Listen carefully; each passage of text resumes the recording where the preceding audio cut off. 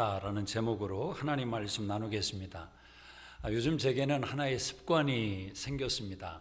제 눈을 찾는 습관입니다.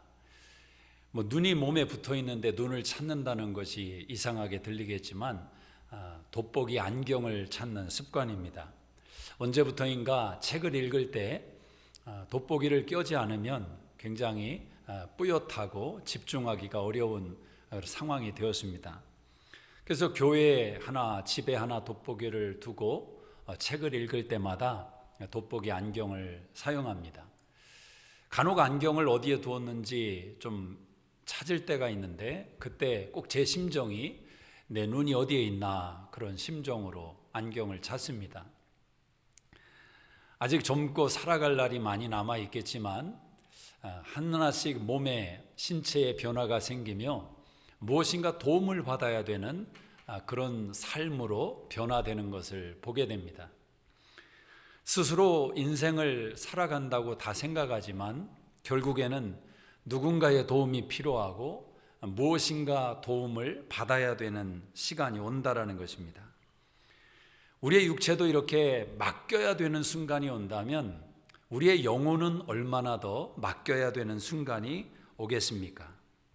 한 해를 마무리하면서 2020년 크고 작은 일들 속에 또 전 세계적으로 처음 경험하는 이런 팬데믹의 시절을 보내면서 우리가 복잡한 마음 또 여러 가지 생각을 가지고 이 한 해를 마무리하지 않나 생각을 해봅니다.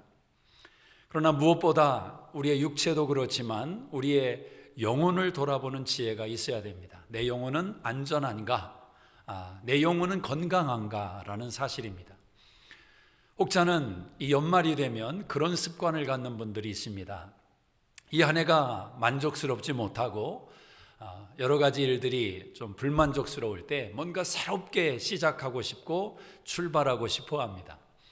그 내년도 1월 1일이라는 이 시간을 기다리는데 그런 마음이 드는 것입니다. 2020년 빨리 가라. 이 남은 이 한 주도 그냥 빨리 가라. 실패했고 또 낭망했고 그런 2020년은 빨리 지나가고 2021년 1월이 되면 내가 다시 시작하겠다. 그런 1월 1일에 대한 생각을 우리가 품는 것입니다.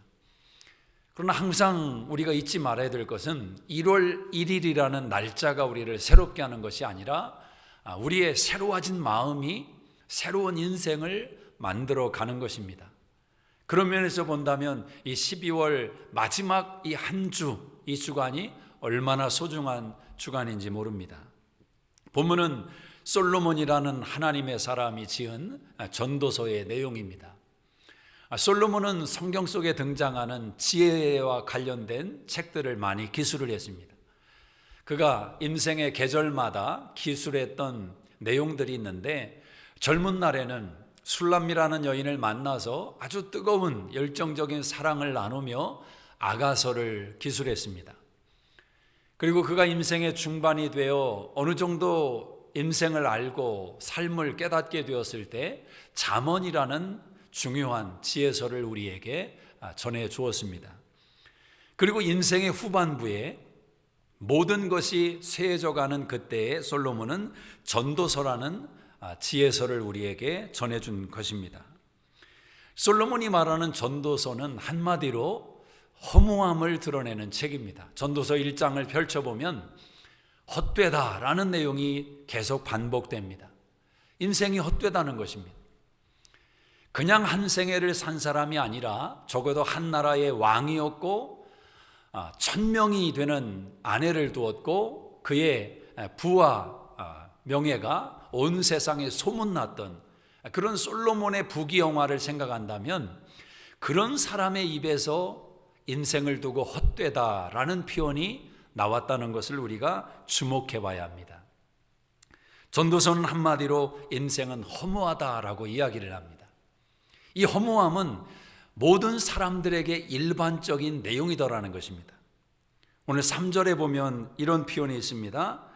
모든 사람의 결국은 일반이라. 이것은 해 아래서 행해지는 모든 일 중에 악한 것이니 곧 인생의 마음에는 악이 가득하여 그들의 평생에 미친 마음을 품고 있다가 후에는 죽은 자들에게로 돌아가는 것이라. 솔로몬이 인생을 가만히 들여다보니까 모든 사람들이 다 비슷하더라는 것입니다. 일반이더라. 우리가 그런 표현을 쓰죠. 도찐개찐이더라. 잘난 사람이나 못난 사람이나 지혜로운 사람이나 어리석은 사람이나 부귀한 자나 가난한 자나 인생을 가만히 들여다보니까 일반적인 부분들이 있더라는 것입니다. 그 내용 가운데 하나가 뭐냐면 사람들이 마음속에 미친 생각을 품고 살다가 죽은 자들에게로 돌아가더라. 자, 여기서 말하는 미친 생각이라는 것은 단순히 지각의 정신적인 연약함을 말하는 것이 아닙니다. 사람들은 무엇인가에 미쳐서 인생을 살더라는 것입니다. 돈에 미쳐서 인생을 달려가고 명예에 미쳐 인생을 달려가고 쾌락에 미쳐 또 취미에 미쳐 인생을 달려가더라는 것입니다. 그렇게 한 생애를 달려가다가 결국 죽은 자들에게로 돌아간다.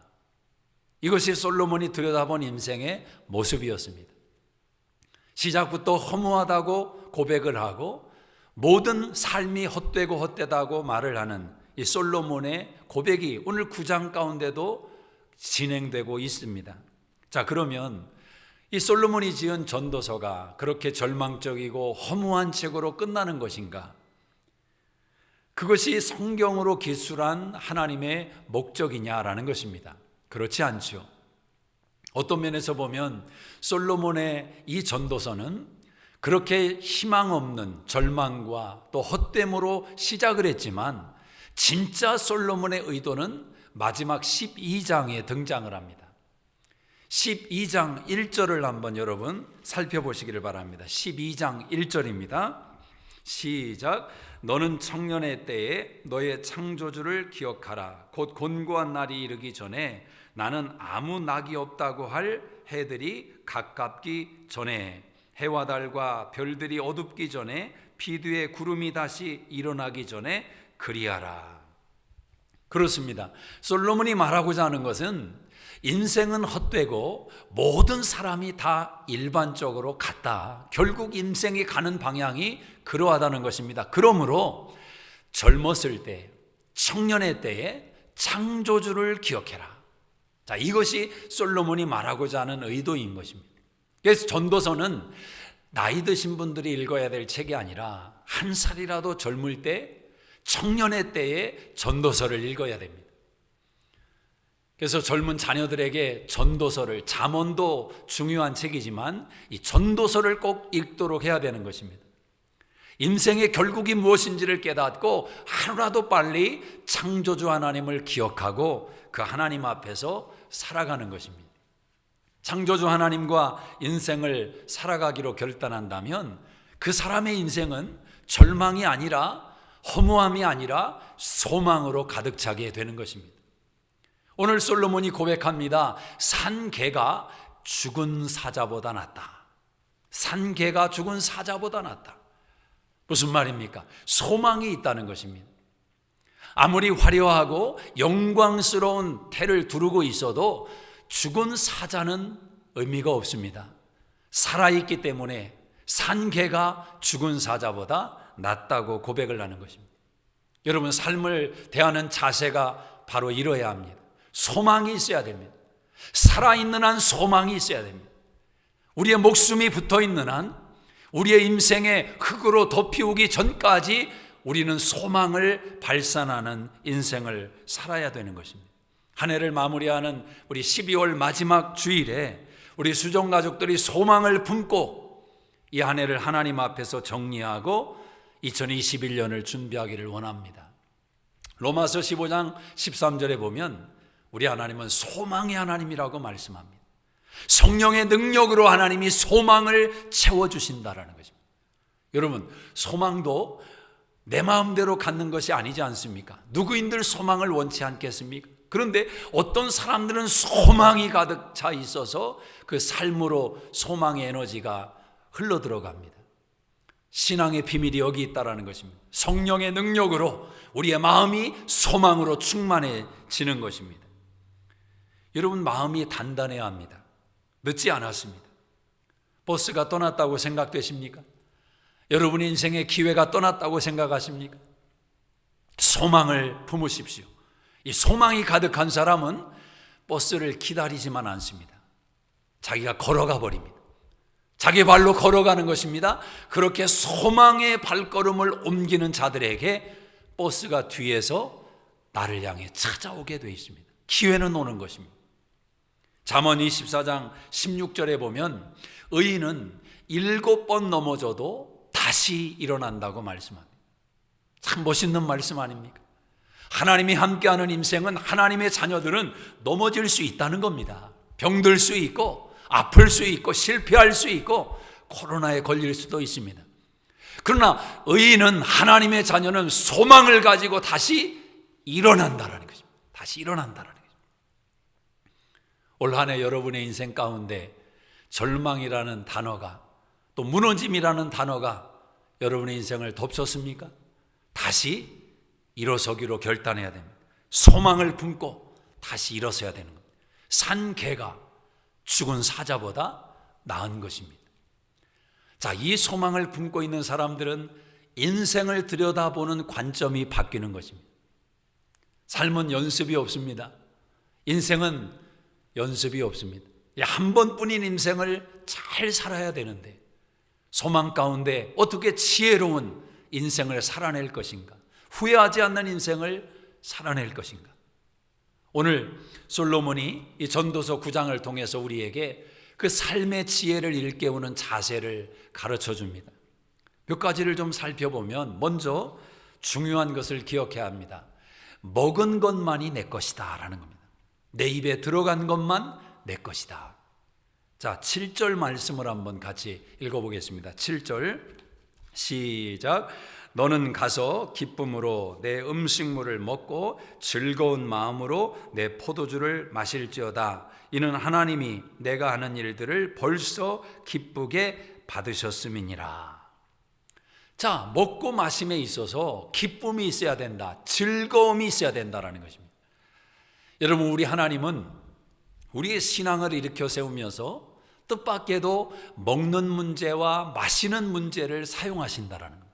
하나님의 신실하심과 하나님의 인도하심을 가르치기 위해서 하나님은 먹고 마심의 문제를 활용하신다라는 겁니다. 여러분, 이스라엘 백성의 광야 40년을 떠올려 보십시오. 하늘에서 만나를 내려주십니다. 고기가 먹고 싶다 하니 메추라기를 내려주십니다. 반석에서 물을 내어 마시우게 하십니다. 요한복음 6장에 예수님은 자신이 하늘에서 내려온 생명의 떡이라고 하셨습니다. 고린도전서 10장에서 바울은 예수님이 반석이시다라고 고백을 했습니다. 이 말을 가만히 종합해 보면은 이런 의미가 있는 것입니다. 내가 먹고 마시는 인생의 모든 일이 예수 그리스도와 연결되어 있다라는 것입니다. 여러분, 여러분의 식탁에 즐거움이 있습니까? 여러분의 식탁에 감사가 있습니까? 준비해줘서 감사하고, 맛있게 먹어줘서 감사하고, 온 가족이 함께 모여서 식사하니 감사하고, 이 식탁의 은혜가 기본적인 은혜인 것입니다. 이 식탁의 은혜가 기적인 것입니다. 여기서부터 감사와 기쁨이 시작되는 겁니다. 정말 예수의 구원의 은혜에 감사하고 기뻐하는 사람은 식탁에 감사가 있습니다. 그 가장 기본적인 감사가 있습니다. 여러분, 기적의 출발이 어디에서 일어나는 것입니까? 만나가 내리고 그 만나를 먹는 내 식탁의 자리가 기적이라는 것입니다. 기적이라는 거예요. 이스라엘 백성들은 매일 매 순간마다 기적을 경험했습니다. 그런데 어느 순간 그 기적에 대한 의미가 사라질 때, 식탁이 감사가 끊어질 때 그들은 하나님께 원망하고 불평하게 됩니다. 식탁의 불평이 하나님의 불평으로 연결되고, 식탁의 감사가 예수 그리스도의 구원의 감사로 연결된단 말입니다. 오래전에 한국에 아주 영향력 있는 분과 또 교회에서 그런 책을 낸 적이 있습니다. 기적이 상식이 되는 교회, 기적이 상식이 되는 인생. 근데 참 젊은 사람들의 이 가슴을 불지르고 뭔가 아주 뜨거운 자극을 주는 그런 표현이면 틀림이 없습니다. 우리는 기적이 상식인 인생이다, 교회다. 얼마나 멋있습니까? 근데 결과론적으로 본다면 실패하고 말았습니다. 무너지고 말았습니다. 근데 여러분 가만히 생각해 보면 그 말이 자극적일 수 있지만 좀 어폐가 있는 것입니다. 기적이 상식이 되면 안 되는 겁니다. 기적은 기적인 것입니다. 오늘의 식탁이 기적이고 내일 내가 또 경험하는 그 식탁이 기적일 때 날마다 새롭게 그 기적을 경험해 가는 것입니다. 날마다 새로운 것입니다. 여러분의 가정에 식탁에 이 은혜와 감사가 있기를 주의 이름으로 축복합니다. 2021년에는 여러분의 식탁이 복되기를 축복합니다. 여러분 아무리 좋은 식탁에 장미꽃을 올려놓고 식사를 해도 먹는 음식이 속에 걸리고 또 그 자리가 부담스럽고 또 긴장되고 그 무슨 식탁이 복이 있겠습니까? 장미꽃이 없을지라도 웃음꽃이 있는 식탁 되기를 주의 이름으로 축복합니다. 산의 진미가 가득하지 않을지라도 감사와 기쁨이 담겨있는 식탁이 되기를 주의 이름으로 축복합니다. 그래서 식탁에서부터 감사를 훈련하십시오. 부모에게 음식 차려준 엄마에게 감사하도록 가르쳐 주시고 잘 먹어서 고맙다고 표현해 주시고 여러분의 식탁이 은혜가 가득하기를 원합니다. 여러분 먹는 것이 참 중요합니다. 우리 아프게 되신 성도님하고 아침에 통화를 했는데 한 분은 잘 이렇게 드시는 게 조금 꺼려 하신다고. 근데 본인은 잘 드시고 전혀 문제가 몸에 이상이 없다고 하시면서 먹는 것이 이렇게 중요하다 또 깨달으셨다고 고백을 합니다. 여러분 잘 드셔야 됩니다. 우리 수정가족 특별히 이부 예배자 여러분 하나님이 주신 능력 속에 잘 드시기를 바랍니다. 은행에 여러분은 잔고 쌓아놓고 그거 아까워서 자린고비처럼 먹는 거 가지고 그렇게 인생을 허비하지 마십시오. 좋은 걸 드십시오. 하나님의 은혜 속에 기쁨으로 드십시오. 감사함으로 드십시오. 그리고 아울러서 내가 좋은 것을 먹을 때마다 주변을 한번 돌아보는 마음도 품어보십시오. 먹지 못하는 사람이 있는가? 종종 그런 전화를 받을 때가 있습니다. 목사님, 제가 어느 분으로부터 이런 섬김을 받았습니다. 코로나 기간에 이렇게 찾아오셔서 선물도 주시고 먹을 것도 주시고 금일봉도 주시고 그리고 저한테 보고를 안 하니까 제가 알 길은 없죠. 그런데 당사자가 알려줘서 제가 알게 되는 겁니다. 연락은 안 드리지만 하나님이 얼마나 귀하게 보시겠습니까? 그렇습니다, 여러분. 내 입에 들어가는 것이 풍성할 때 하나님은 반드시 생각하게 물으시는 겁니다. 그래서 어떤 사람들은 내 주변을 돌아보고 또 어떤 사람들은 저 멀리 있는 먼 나라에 굶고 있는 사람들을 또 마음에 품고 조금이라도 섬기는 손길을 보내는 것 아니겠습니까? 먹는 것이 중요합니다. 기억하십시오. 내 입에 들어간 것만 내 것이다 라는 겁니다. 자, 두 번째는 자기 자신을 잘 가꾸는 것이 지혜로운 인생이라는 겁니다. 잘 가꾸라는 것입니다. 자, 8절을 한번 읽어보겠습니다. 8절 시작. 내 의복을 항상 희게 하며 내 머리에 향기름을 그치지 아니하도록 할지니라. 의복을 하얗게 만들라는 것입니다. 깨끗하게 의복을 입고 다녀라. 머리는 정돈하고 기름을 바르고 단정하게 꾸미라는 것입니다. 여러분 그런 생각해 보셨습니까? 나를 잘 단장하는 것이 섬기는 것이다. 봉사하는 것이다. 저는 미국에 한 15년 이상 살아가면서 이 크리스마스 시즌이 되면 미국이라는 나라의 저력을 느낍니다.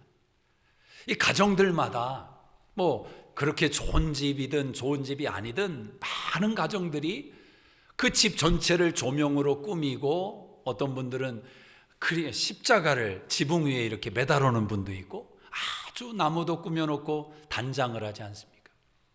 오고 가고 운전할 때마다 그 지켜보는 마음이 얼마나 행복한지 모릅니다. 저 같으면 사실 그 전기세가 생각나서 이게 주저되는 일일 수도 있는데 저분들은 어떤 마음으로 저렇게 할까? 물론 다양한 마음 속에서 그런 일들을 진행하겠죠. 그러나 그것을 지켜보는 사람들, 오고 가는 사람들의 마음 속에는 아주 따뜻하고 흐뭇한 마음이 든단 말입니다. 이게 섬김 아니겠습니까? 이게 봉사 아니겠습니까? 여러분, 섬김과 봉사는 주변을 오염시키는 능력이 있습니다. 어느 집이 갑자기 펜스를 새 것으로 바꿉니다. 그리고 조금 지나 보면 옆집이 펜스를 바꾸고 또 다른 집이 펜스를 바꾸고, 집에 페인트를 칠하고 꽃을 갖다가 단장을 하고 이쁘게 집 화단을 꾸며 놓으면 지나가는 사람들, 산책하는 사람들이 지켜보며 미소를 짓습니다. 그 아름다움에 감탄합니다.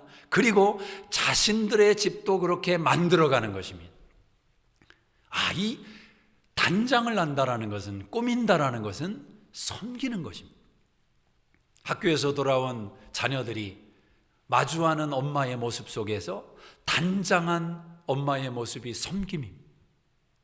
회사에서 출근한 또 퇴근한 남편이 바라보는 아내의 단장한 모습이 섬김이란 말입니다.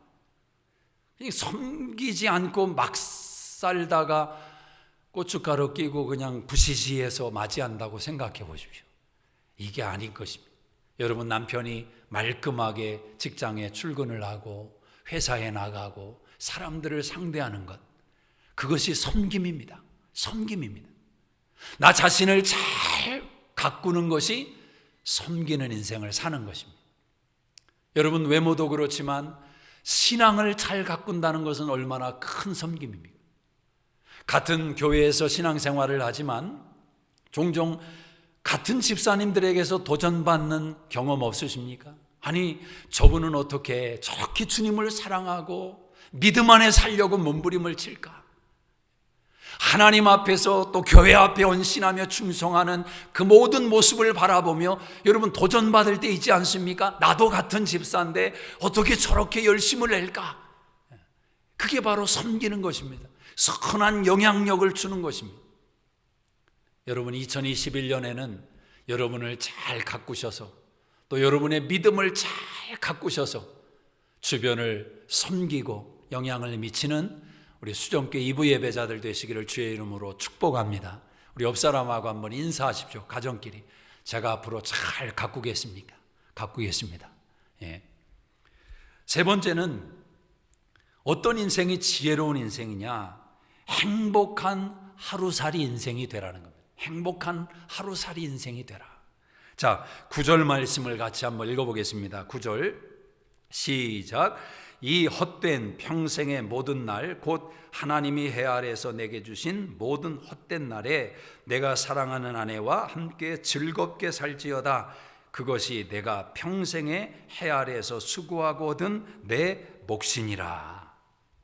여러분, 지금 솔로몬이 뭐라고 이야기를 합니까? 인생이 결국 헛된 날이다. 내 평생의 헛된 날 동안에 이것만 생각하면 참 우울해지는데 그 뒤에 이야기를 하는 것입니다. 내가 사랑하는 아내와 더불어 즐겁게 살지어다.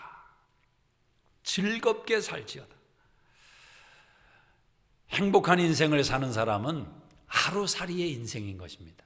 영원한 하루살이, 영원한 하루살이. 여러분, 진짜 신앙인은 하루살이의 인생을 사는 것입니다. 하루살이의 인생. 사도 바울이 고백을 합니다. 고린도전서 15장 31절에 나는 날마다 죽노라.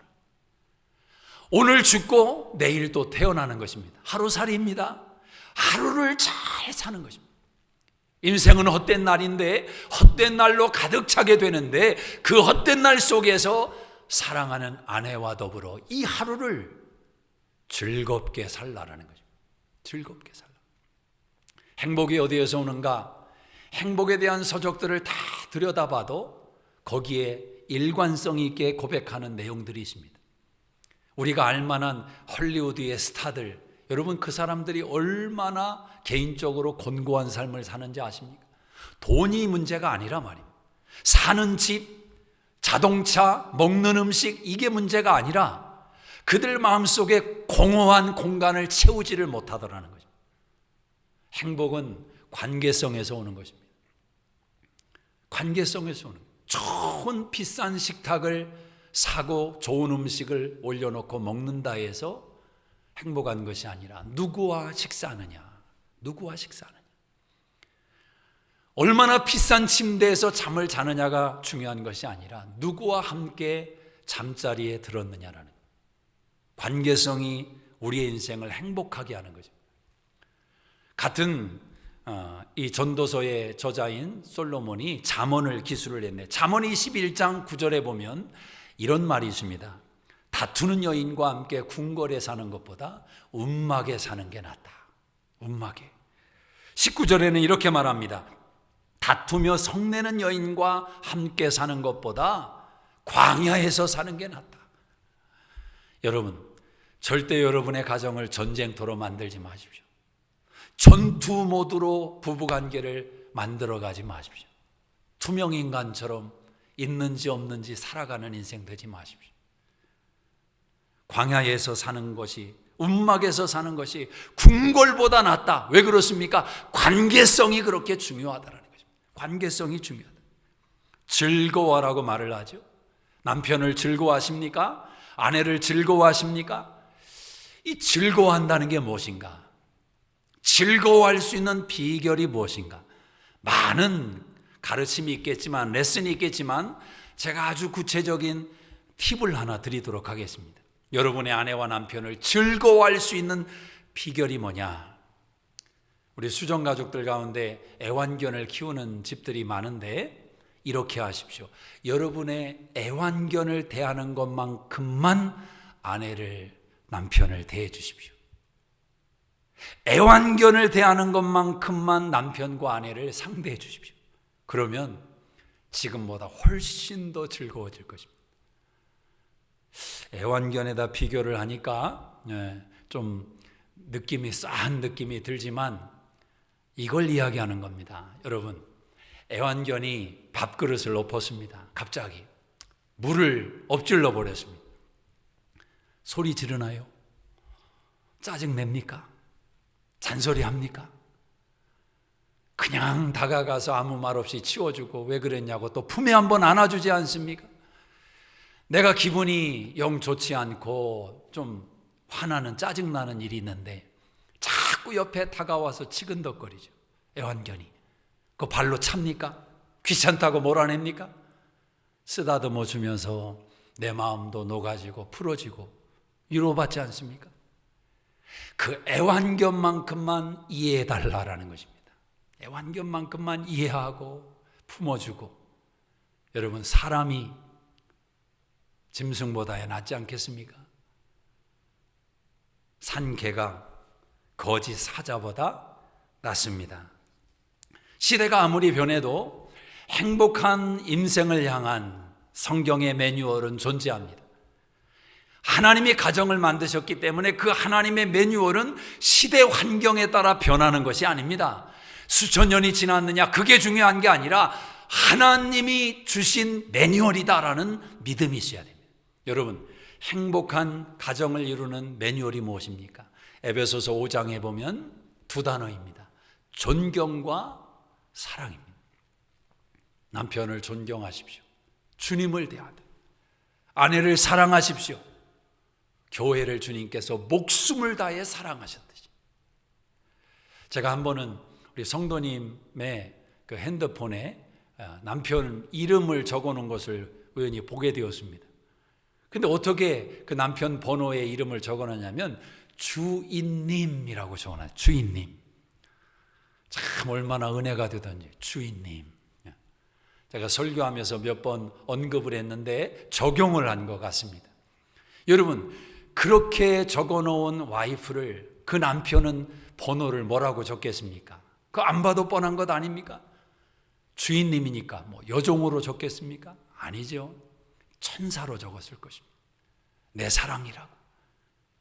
작은 전화번호부에 이름 하나 입력하는 것이지만 그 속에서 하나님의 뜻대로 살고자 하는 결단, 의지, 작은 표현, 이것이 우리의 인생을 행복하게 만들어가는 것입니다. 자, 우리 부부끼리 서로 함께 예배를 드리는 분들이라면 어제 저녁에 부부싸움을 하셨어도 이 시간은 순종하는 마음으로 쳐다보시고 자, 고백하십니다. 남편은 아내에게 내가 목숨을 다해 사랑하겠소. 목숨을 다해 사랑하겠소. 아내는 남편에게 주님으로 모시겠습니다. 주님으로 모시겠습니다. 즐거워하는 삶을 사십시오. 여러분, 하루하루의 삶을 마음껏 누리시기를 바랍니다. 오늘 잡은 손은 어제 잡은 손이 아닙니다. 똑같지 않습니다. 오늘의 손은 영원히 다시 돌아오지 않는 오늘의 손인 것입니다. 이 하루의 삶, 영원한 하루살이의 인생을 잘 살아내셔야 됩니다. 자, 또 네 번째는 일할 수 있음에 감사라는 것입니다. 일할 수 있음에 감사하라. 자, 10절을 한번 읽어보겠습니다. 10절 시작. 내 손이 일을 얻은 대로 힘을 다하여 할지어다. 내가 장차 들어갈 소홀에는 일도 없고 계획도 없고 지식도 없고 지혜도 없음이니라. 내 손이 일을 얻은 대로 힘있게 일을 하라는 것입니다. 여러분, 일을 하는 것이 얼마나 감사한 내용인지 아십니까? 오늘 전도서의 솔로몬이 말하는 겁니다. 일할 수 있다는 것이 감사하다. 힘을 다해서 일을 해라. 나중에는 일할 수 없는 날이 온다는 것입니다. 지식도 지혜도 계획도 세울 수 없는 날이 온다는 것입니다. 여러분이 어떤 일을 하느냐가 중요한 것이 아니라 내가 하는 일 속에 내 지혜를 담고 지식을 담고 계획을 세워서 열심히 해나가는 것입니다. 이걸 어떻게 잘해볼까? 여러분, 세상 일도 마찬가지입니다. 그것이 여러분의 주의 일이 될 수 있는 겁니다. 여러분의 직장이 주의 일입니다. 여러분의 사업이 주의 일입니다. 그냥 하면 안 됩니다. 어떻게 잘해볼까? 지식을 동원하고 지혜를 동원하고 계획을 잘 세워야 됩니다. 하나님의 교회에서 맡겨지는 사명이 있을 때 그냥 하지 마십시오. 지식을 동원하고 지혜를 동원해서 각자의 맡겨진 위치만큼 리더가 되십니까? 리더가 되셨습니까? 그러면 더 많은 마음을 쏟아야 됩니다. 더 많은 마음을 쏟아야 됩니다. 지식을 동원하고 지혜를 동원하고 기도하면서 어떻게 하면 우리 교회가 더 하나님 기뻐하시는 교회로 부흥하고 세워질까? 그런 마음을 품고 주의 일도 감당하는 것입니다. 그것이 일을 맡기신 하나님에게 충성하는 모습이다. 장차 일할 수 없는 날이 온다는 겁니다. 계획 세우지 못하는 날이 온다는 겁니다. 지혜와 지식을 첨가할 수 없는 날이 온다는 것입니다. 2021년에 하나님이 여러분의 삶의 현장에 감당케 하시는 일, 가정에서 감당하는 일, 교회에서 감당하는 일에 충성하시기를 주의 이름으로 축복합니다. 소중한 것입니다. 사랑하는 여러분, 소망을 가진 전도자의 가르침, 산개가 죽은 사자보다 낫다. 이 가르침을 붙들고 이런 인생의 지혜로운 삶을 만들어가는 것입니다. 자, 그러면서 솔로몬은 가장 중요한 하나의 방점을 우리에게 찍으라고 이야기를 합니다. 인생을 살면서 먹는 것도 중요하고 관계성도 중요하고 일도 중요하고 하루하루 행복하게 살아가는 모든 삶이, 가꾸는 삶이 다 중요하지만 이 한 가지가 없으면 안 된다라는 것입니다. 바로 그 한 가지가 무엇입니까? 하나님 앞에서 겸손한 자가 되라. 겸손한 자가 되라. 자, 11절과 12절을 한번 읽어보겠습니다. 11절 시작. 내가 다시 해 아래서 보니 빠른 경주자들이라고 선착하는 것이 아니며 용사들이라고 전쟁에 승리하는 것이 아니며 지혜자들이라고 음식물을 얻는 것도 아니며 명철자들이라고 재물을 얻는 것도 아니며 지식인들이라고 은총을 입는 것이 아니니 이는 시기와 기회는 그들 모두에게 임함이니라. 분명히 사람은 자기의 시기도 알지 못하나니 물고기들이 재난에 그물에 걸리고 새들이 올무에 걸림같이 인생들도 재앙의 날이 그들에게 호련히 임하면 거기에 걸리느니라. 자, 솔로몬이 가만히 인생을 들여다보니까 그 인생의 아이러니한 부분들이 있더라는 것입니다. 빨리 달려갔다고 결승점에 일찍 도착하는 것이 아니고 용사라고 해서 전쟁에서 꼭 승리한다는 보장이 없는 것이고 명철하다고 해서 재물을 꼭 얻는 것이 아니더라는 것입니다. 미스 코리아라고 해서 결혼을 잘하는 것이 아니더라는 것입니다. 그렇지 않습니까? 항상 1등 자리를 빼앗기지 않았다고 해서 그 사람이 인생에서도 1등하는 보장이 없더라는 것입니다. 학교의 성적은 꼴찌에서 맴돌았는데 인생에서는 앞서가는 사람이 있더라는 것입니다. 원하든 원치 않든 좋은 일도 만나고 어려운 일도 만나고, 인생은 들어가는 문은 알고 들어갔는데 나오는 문이 정답으로 다가오지 않더라는 것입니다. 여러분, 이 시기를 깨닫고 이 한계를 깨달을진데 하나님 앞에 겸손할 수밖에 없지 않습니까? 산개가 죽은 사자보다 낫다. 이 솔로몬의 지혜로운 고백 속에서 소망을 품고 인생을 향유하며 지혜로운 삶을 살아가는 우리에게 이 방점이 중요한 것입니다. 그는 잠언에서 이렇게 말합니다. 지혜 중에 지혜가 뭐냐? 여러분, 지혜롭게 사는 것이 중요합니다. 지혜롭게 인생을 사셔야 됩니다. 지금 나눠드린 말씀대로 여러분의 인생을 후회하지 않을 만큼 지혜롭게 사셔야 됩니다. 그런데 지혜의 가장 근본이 뭔지를 알고 사셔야 됩니다. 그것이 무엇입니까? 겸손한 것입니다. 하나님을 경외하는 것입니다. 하나님을 경외하는 것. 지혜롭게 사는 자세 중에 방점입니다. 아프리카의 탐험가요 선교사였던 리빙스턴이라는 사람이 있습니다. 이 리빙스턴을 통해서 아프리카의 복음이 전파되고 얼마나 많은 발견과 위대한 일이 진행되었습니까? 근데 그가 자서전적인 고백 속에 이런 고백을 한 적이 있습니다. 인생의 항로를 항해하는 우리의 배가 균형을 유지할 수 있는 것은 배 밑에 있는 바닥 짐 때문이다. 그는 인생을 항해하는 것으로 묘사를 했습니다. 인생의 배가 항해를 해나갈 때 균형을 잡을 수 있는 비결이 어디에 있느냐? 그 배 밑에 있는 바닥 짐 때문이다라는 것입니다. 이 바닥짐이 무엇인지 아십니까? 배가 바다 위를 항해 갈 때 바람이 불고 풍랑이 불 때 이 배가 흔들거릴 것 아닙니까? 균형을 못 잡는다면. 그래서 그 배 밑에는 필요 없는 것이지만 무거운 것을 그 배 밑에 담아놓는다라는 것입니다. 어떤 배들은 물을 담아놓고 무거운 것을 담아놓고 쓸모없어 보이지만 짐덩어리를 그 배 가장 밑에 담아놓는 것입니다. 그 인생을 항해 나감에 있어서 목적지에 도착했을 때 그 바닥의 짐은 아무 의미가 없는 것입니다. 쓸모가 없는 것입니다. 그러나 그 배가 항해하는 동안에는 그 바닥의 짐이 절대적으로 중요한 것입니다. 절대적으로 중요한 것입니다. 리빙스턴은 자녀들로 인해서 큰 상처를 겪은 사람, 고통을 받았던 사람. 여러분, 인생에 많은 아픔과 고통이 있지만 자녀로 인해서 받는 고통만한 것이 있겠습니까? 밥을 먹은들 그 맛을 느끼겠습니까? 좋은 일을 만난들 그 기쁨이 느껴지겠습니까? 그런데 그는 이렇게 고백을 하는 것입니다. 그것이 나의 바닥의 짐이었고 하나님 앞에서 내 인생을 항해하는, 달려가는 그 항해를 지켜낼 수 있게 만들어 준 축복이다라는 것입니다. 2020년을 보내면서 가정마다 개인마다 나름대로 어려운 일들이 얼마나 많습니까? 다 비교할 수 없고 다 드러낼 수 없는 바닥의 짐들이 있을 겁니다. 근데 여러분, 이렇게 한번 생각해 보십시다.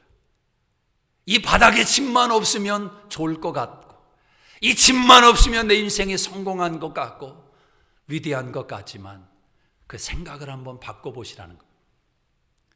이 바닥의 짐 때문에 내가 하나님을 찾았고, 이 바닥의 짐 때문에 하나님 앞에서 겸손했고, 이 바닥의 짐 때문에 내가 이 한 해를 달려올 수 있는 힘을 얻었다고 말입니다. 사랑하는 수정가족 여러분, 2020년이 지나갑니다. 하나님의 경륜과 섭리 속에 2020년을 맡겨드리고 이제 다가올 2021년을 준비하시기를 바랍니다. 소망 가운데 준비하시기를 바랍니다. 산개가 죽은 사자보다 낫습니다. 아직 살아 있습니다. 소망을 잃지 마십시오. 기대감을 가지십시오. 그리고 2021년에 행하실 하나님을 기대하며 담대하게 일어서시기를 축복합니다. 기억하십시오. 산 개가 죽은 사자보다 낫습니다. 산 개가 죽은 사자보다 낫습니다. 기도하시겠습니다.